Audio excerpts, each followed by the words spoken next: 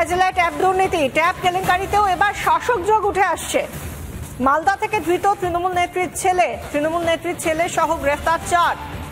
মঙ্গলবার গ্রেফতার করা হয় মালদার হাশেম আলীকে।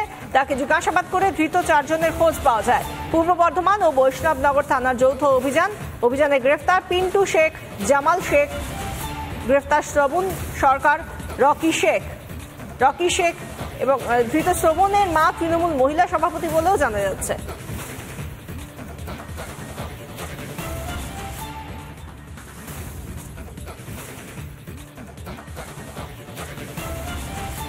না, আমার ছেলে কোনোদিনই করতে পারে না, এইভাবে করতেছে কাজ, কোনোদিন করতে পারে না। যা বলি শুনে আমার ছেলে। কম্পিউটারের দোকানে কাজ হচ্ছে না, 2-3 মাস থেকে কম্পিউটারটা চালায় না।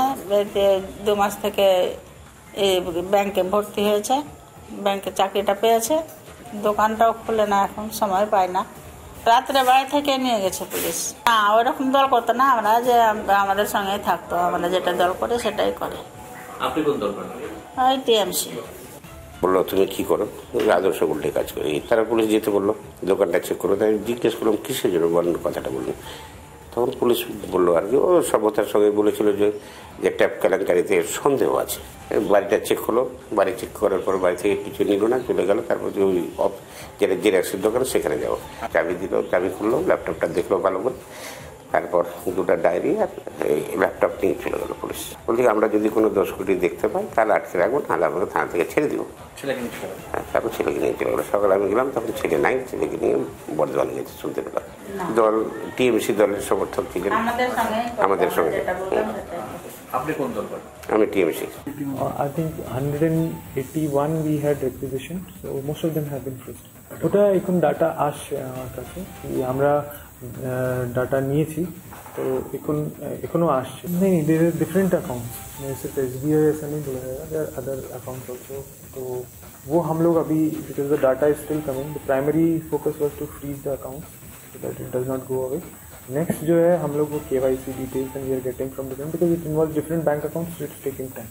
এটা তো আমরা দেখবো, এখন তো আমরা ডিটেইলস পাচ্ছি। আমরা দেখলাম মালদা জেলার 3টি ব্লকে প্রায় 150টি স্কুলে ট্যাবের টাকা অন্যের অ্যাকাউন্টে ঢুকলো। মালদা জেলার বৈষ্ণবনগর থেকে একজন তৃণমূলকে পুলিশ গ্রেপ্তার করলো। গতকাল আবার 4 জন কর্মীকে বিভিন্ন জায়গা থেকে গ্রেপ্তার হয়েছে, তার মধ্যে একজন তৃণমূলের পরিচিত নেতা ছেলে আছে। অতএব এর থেকে বোঝা যাচ্ছে সারা পশ্চিমবঙ্গ জুড়ে তৃণমূল দল এই দুর্নীতির সঙ্গে যুক্ত হয়েছে এবং এই দুর্নীতি একটা বিরাট ব্যাপক আকার নিয়েছে।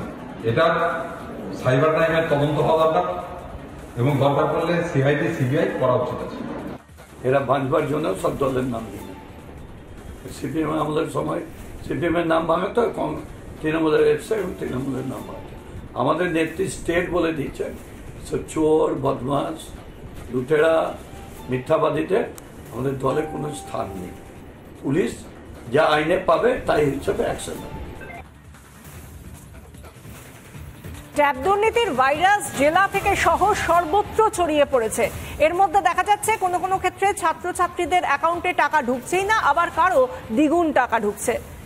কয়েকজনকে গ্রেফতারও করা হয়েছে, কিন্তু প্রশ্নটা থেকেই যাচ্ছে, নিছক কি একটা সাইবার দুর্নীতি নাকি শস্যের মধ্যেই রয়েছে ভূত?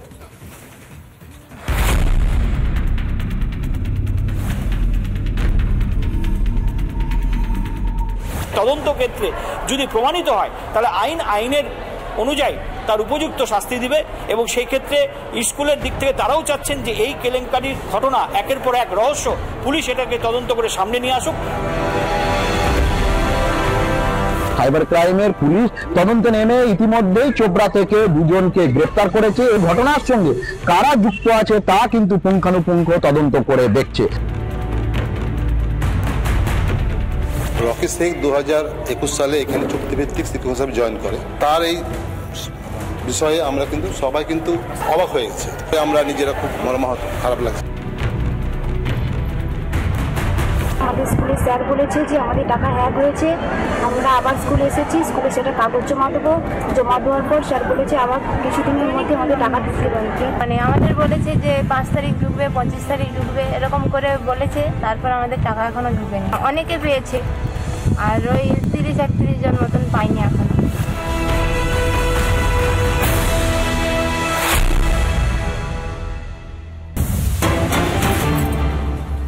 ঘাটালে তরুণের স্বপ্ন প্রকল্পের টাকা গায়েব 46 জন পড়ুয়ার টাকা। ট্যাবের টাকা গেছে অন্য অ্যাকাউন্টে। ঘাটালে শ্রী অরবিন্দ বিদ্যা মন্দির 259 জন ছাত্রছাত্রীর মধ্যে 46 জনের টাকা উধাও। এর মধ্যে 22 জনের টাকা তুলেছে প্রতারকরা। সাইবার ক্রাইম ও ডিআই অফিসে অভিযোগ দায়ের।